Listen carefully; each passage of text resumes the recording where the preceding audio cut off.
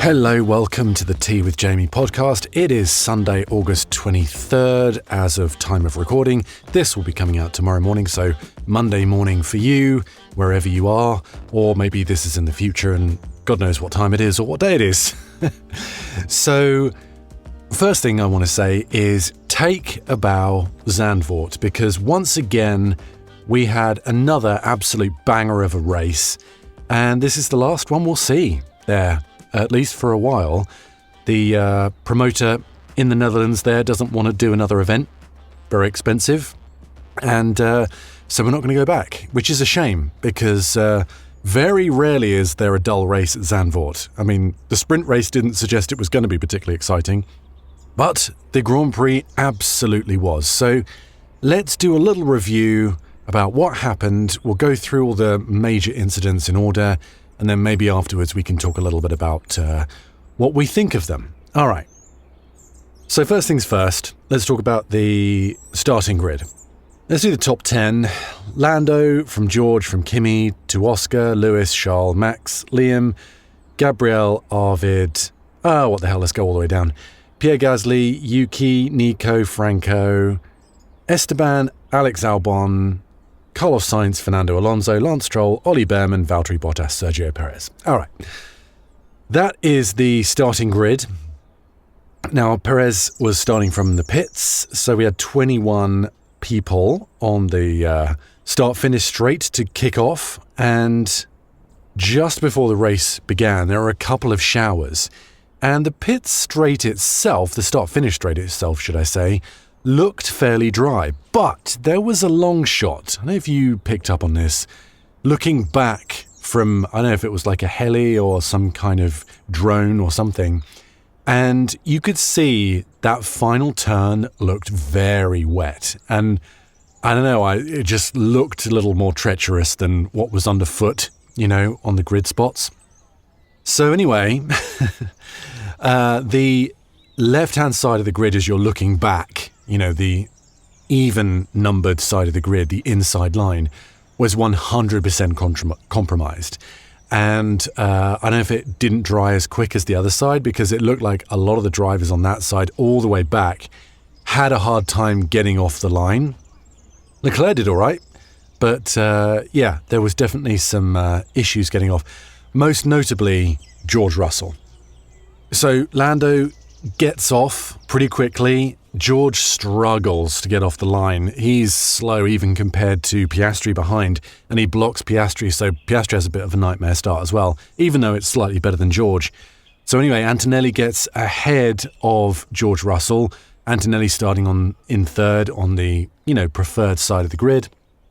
So it's Norris, Antonelli, Russell, Leclerc, Piastri, Hamilton, and then the two Red Bulls. And the Red Bulls have a little bit of a little interaction going through turn 3, I think it was, the first banked turn. Maybe, I couldn't quite tell. I think, did they touch or did they just get so close they kind of jolted away from each other? But tasty, ballsy move from Liam Lawson there against Max Verstappen. So eventually, through the sort of sweeper sections after that, Verstappen gets ahead of Liam Lawson and sort of holds that spot. But I mean, props to Liam Lawson for not giving in. I think that's a lot of fun to see that. He definitely wasn't trying to make too many friends. I think probably Max would appreciate that and would be like, yeah, fair play to him. I would probably do the same thing, So that was fun to see. However, this first start didn't last very long, because coming around the final turn, Max Verstappen in 7th takes a shallower line in that real banked final corner and touches the white line and actually touches the curb on the inside, which was full of water, loses traction, flies across to the other side of the track, impacts the wall, bounces back down and knocks 3 corners off the car, is out. Slightly behind him, Bortoleto is coming through.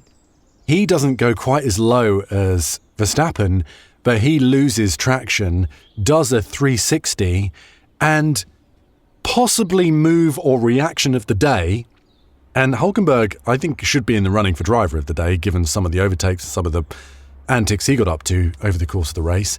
Somehow, Hulkenberg avoids T-boning Bortoleto, his teammate, in a cloud of smoke. He spins in front of him, so he sees Bortoleto spin. Then there's a big cloud of smoke. He doesn't know where Bortoleto is. He sees him appear right in front of him at the last moment, and Hulkenberg jinks to the left and makes it around him without impacting any debris and everything. So, nightmare for Verstappen. He's out of the race. Bortoleto then spins. Hulkenberg somehow avoids Bortoleto and all the other various bits and bobs around the track, and the race is immediately red flagged. So after the red flag, the drivers come out to do their formation lap to restart and do, a standing start. However, on the way round, Behrman's car just takes a dump, right, and just shuts down entirely. So they go around, they sit on the grid, and then they're like, joke, you have to go around again because we've got to clear Behrman's car out of the way. So eventually they get back round, they line up on the grid. Because Antonelli overtook George Russell, he's now on the inside, the worst side of the grid. But a bit more time has passed, the sun's out, and it's dried up. So it's not quite as compromised on the inside. And we could actually see that in the sprint race, that in normal conditions, actually the inside line isn't too bad, But, still not as advantageous as being on pole. However, Kimi pulls off an incredible start. He's clearly fixed that as an issue, right? Remember all that went on at the beginning of the season, him and the team. And Kimi gets ahead. He pulls a great move, gets ahead in turn one, and Lando pulls him behind. George Russell's a little bit unlucky not to get ahead of Lando, I think, just positioning of the car. You could say unlucky, bad decision-making, whatever. But I was expecting George Russell to get a better start. He was slipstreaming Norris off the line in a Mercedes and, on the right side or the correct side of the grid, didn't end up happening. He almost got Norris into turn one or coming round turn one. But like I say, with positioning, didn't really happen. However, just a few corners later through the sweeper section, we've got to talk about Oscar Piastri's move on George Russell. Unbelievable move. Astonishing move through the sweeper section. I mean, when do you see overtakes there? This really confused me. I'm like, is George Russell experiencing another Kemmel Straight moment? He was going backwards faster than he was going forwards at this point. That's not taking anything away from Piastri's overtake. I mean, superb overtake of the day, as far as I'm concerned. But yeah, I mean, just getting from bad to worse for George Russell. Had a great weekend up until this point, and looked like he was getting his mojo back. But this race was a real, kick in the pants to George, as if he needed one. But yeah, both bad situation for George, incredible overtake for Oscar. So it all settles down a bit. Antonelli leading, Norris behind, then Piastri, then Leclerc, then Hamilton. Russell gives up on that set of tyres. He clearly hates that set of tyres. Pits on lap 18, puts on a set of hard tyres. Not a fantastic stop, but not terrible, but it seems like all the pit crews are a little rusty after the summer break, right? None of the pit stops were particularly fantastic from what I could see. So Russell comes out in P8 at this point on the hard tyre. And remember that he's racing Piastri. Piastri was ahead. To cover him off, to make sure he doesn't get an undercut on the McLaren, Piastri comes in the following lap. However, it's a nightmare pit stop. And I think it's like 5 or 6 seconds stationary. And sadly for Oscar, that's just enough time for Russell to get back through. So a little bit in George's favour with this instance. He got the sort of rub of the green with that one. Meanwhile, in the midfield, around the sort of mid-20s in terms of laps a little bit later, there's a fantastic battle with Lindblad, Gasly and Hulkenberg. And Gasly is chasing Lindblad, almost gets an overtake on him, doesn't pull it off. That makes him vulnerable to Hulkenberg. And again, remember that Hulkenberg pulling off some insane moves today. One, just not completely wiping out his teammate, potentially putting him in hospital. Secondly, is putting this move around the outside at the hairpin on Gasly, and a fantastic move for him. But it wasn't done, because a few corners later, around the outside of turn 1, he takes Lindblad as well. So, I mean, how Hulkenberg wasn't in line for driver of the day today, I don't know. I mean, you don't often see anyone outside of the top 10 on the TV, so maybe that's why, although Alonso was up for it, so, explain that. I mean, admittedly, he did get points in an Aston Martin, fair play. I'm jumping ahead, but that midfield battle was super tasty. I would look back on that and maybe do some onboards and rewatch that. That was super fun. And speaking of midfield battle, and speaking of Gasly wasn't done going backwards. He was about to be swallowed up by super sub Yuki Tsunoda in the Racing Bulls. He pulls a fantastic move, an Oscar Piastri style move in the sweepers, right, around the inside of the sweeper section, and overtakes Gasly in the Racing Bulls, which puts him up to P12.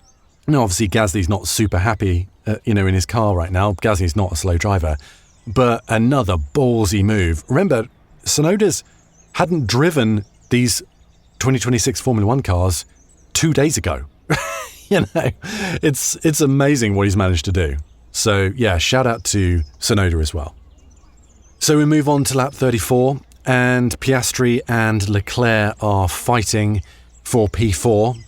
And more fantastic overtake. You gotta say, I know these cars, I know the power units, but we're seeing overtakes. We're seeing overtakes in weird places. And Leclerc does a fantastic overtake at the start of the lap. I think it's around between 1 and 2, right? I think that's where it was, heading into that first banked section.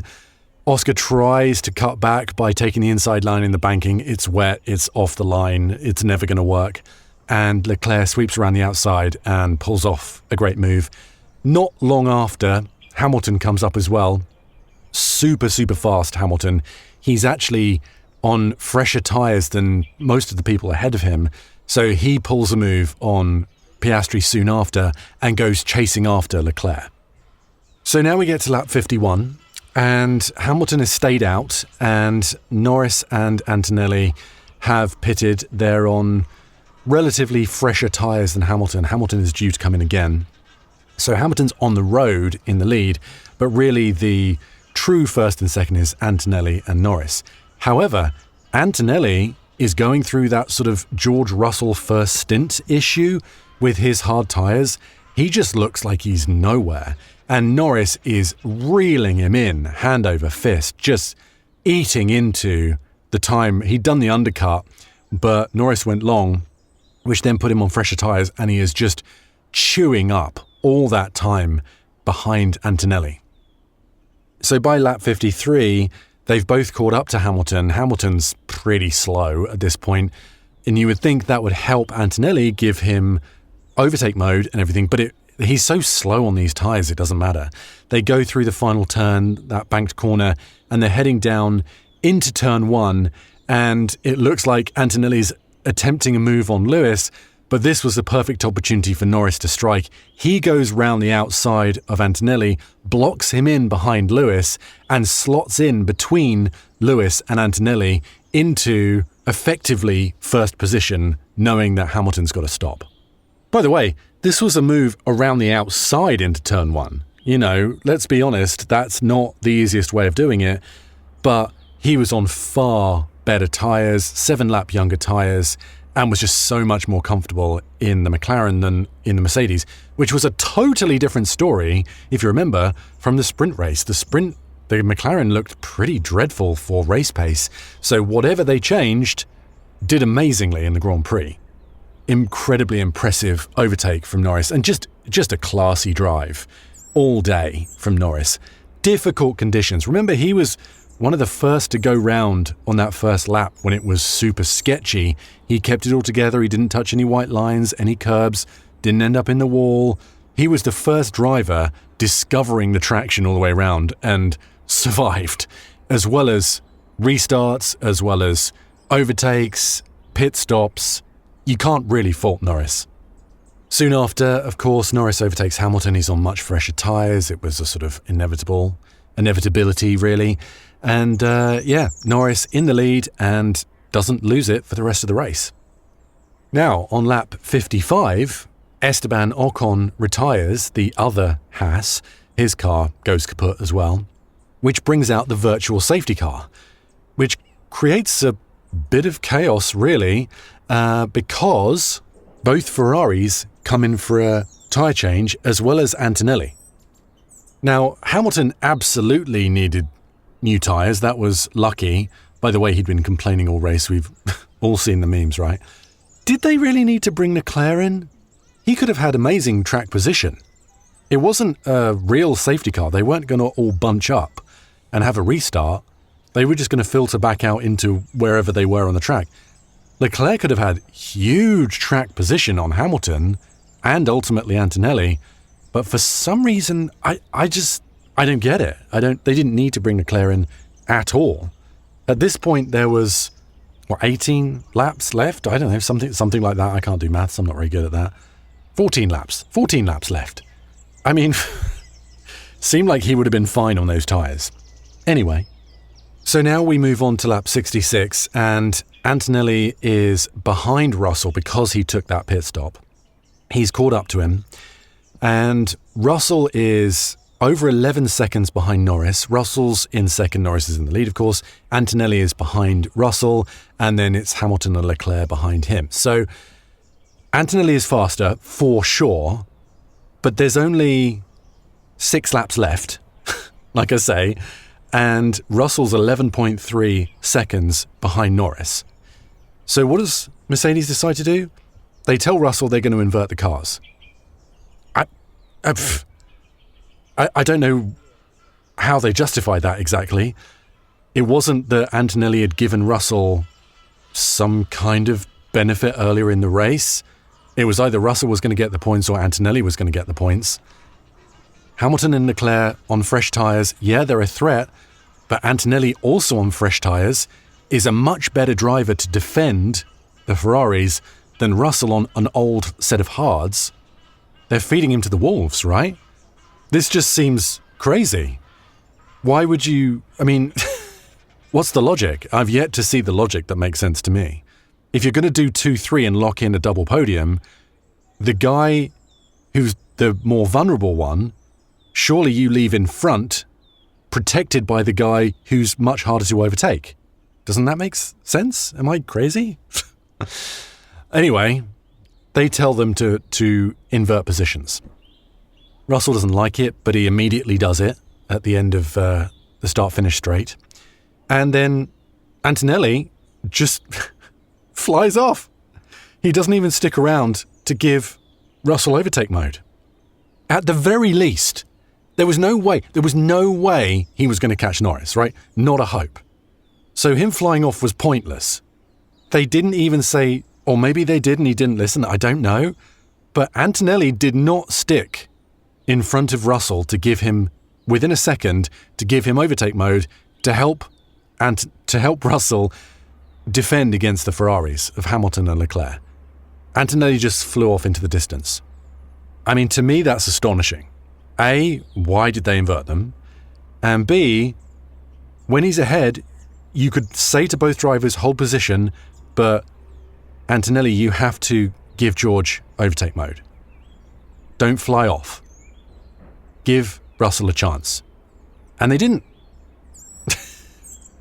Crazy. So we're almost done. A little while later, the two Williams are squabbling down the start-finish straight. Sainz is on the inside, Albon's on the outside. They're sort of neck and neck heading into the first corner.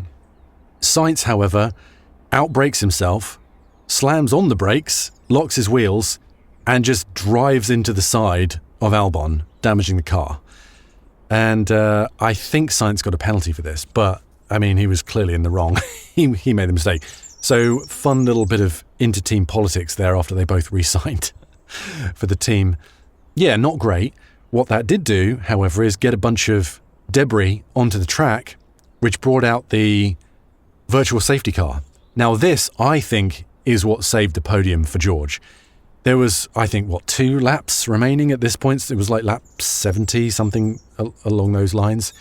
And Lewis was all over the back of George. Basically, George could hold him off everywhere except turn 1.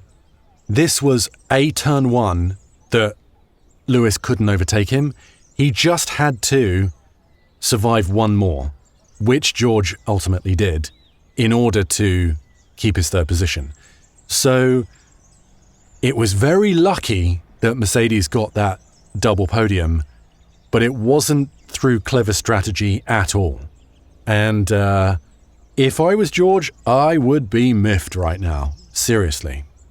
So on the final lap, as I say, George was able to keep the 2 Ferraris at bay, mainly because Leclerc had a go at Lewis, didn't quite pay off. Lewis blocked and then lost a bit of time to George, which allowed George enough space just to finish the lap and be fine.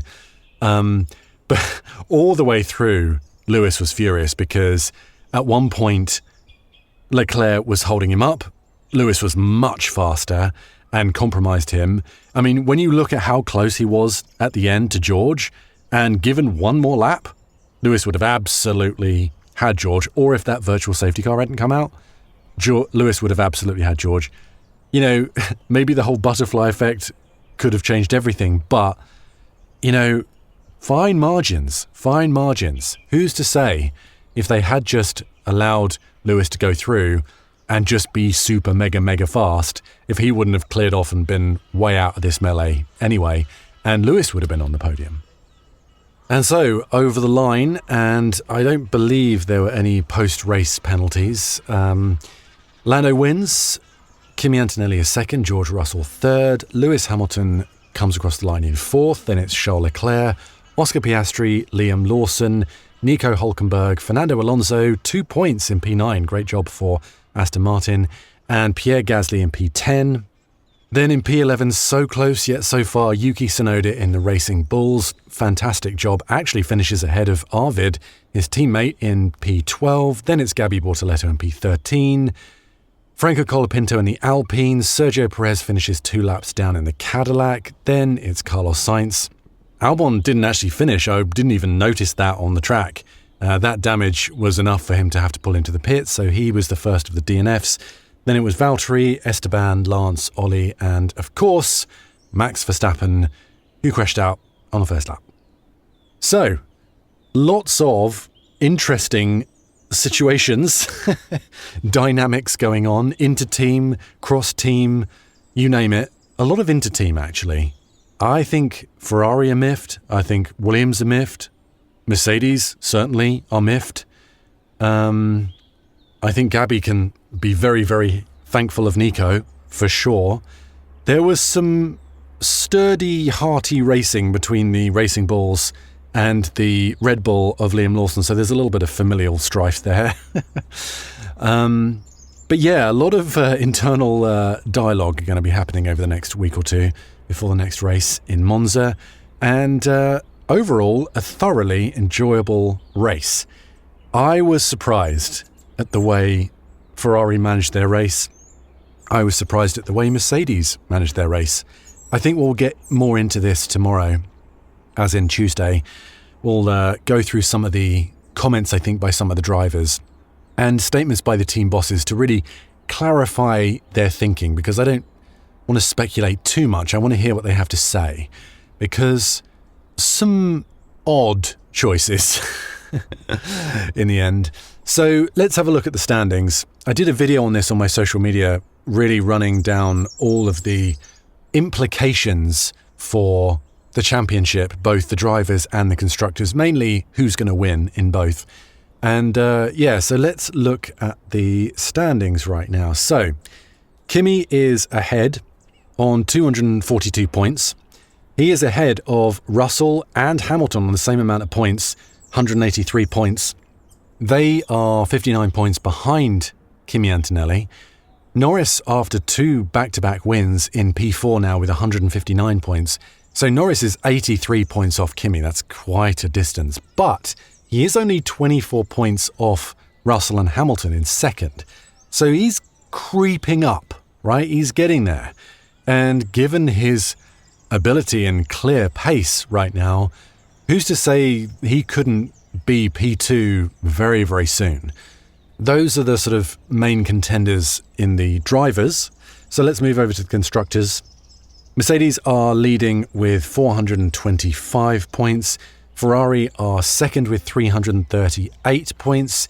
That's 87 points behind Mercedes. McLaren with 263 points are 162 behind Mercedes. So that's, quite a haul. Now, remember we have 11 rounds remaining, one of them being a sprint race. Now, a regular weekend, regarding the Constructors' Championship, a regular weekend with two drivers, you can max out points of 43. So that's a win with 25 and a second with 18. If you have a sprint race, you have a win with 25, a second with 18. You also have a win with 8 and a second with 7. So that means a sprint weekend, you could get potentially, hypothetically, 58 points. Now, of course, your rivals are also getting points, assuming they finish in the points. So if Mercedes has a few nightmare weekends and Ferrari/McLaren have some incredible weekends, maybe they can overhaul where they are right now. But it's not looking as likely in the constructors. I think McLaren could overtake Ferrari for second, but I think winning the constructors for a third year in a row for McLaren will be tough. Put it that way. Okay, so that is the story of the final ever, as far as we know, Zandvoort Dutch Grand Prix, and it went out with a bang. Hats off to Zandvoort, hats off to the Netherlands in general. Superb race. It was a shame that Verstappen went out so early, his home race. I'm sure the crowd were a little bit bummed out by that. But otherwise, it was a really, really fun race and completely unexpected. Teams making bizarre decisions is sort of part of the sport, right? If they always made the most logical, sensible decision, what would we have to talk about? So, lots and lots to talk about, lots to digest and synthesize and process over the next few days, which of course we will do. So thank you for listening. That was the story of the final Zandvoort race. I will see you again tomorrow. Have a great day. Bye-bye for now.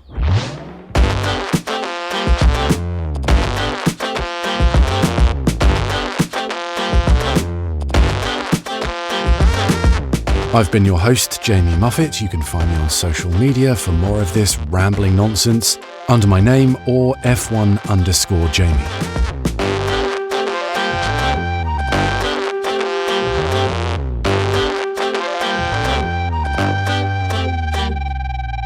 This is an RPS audio production.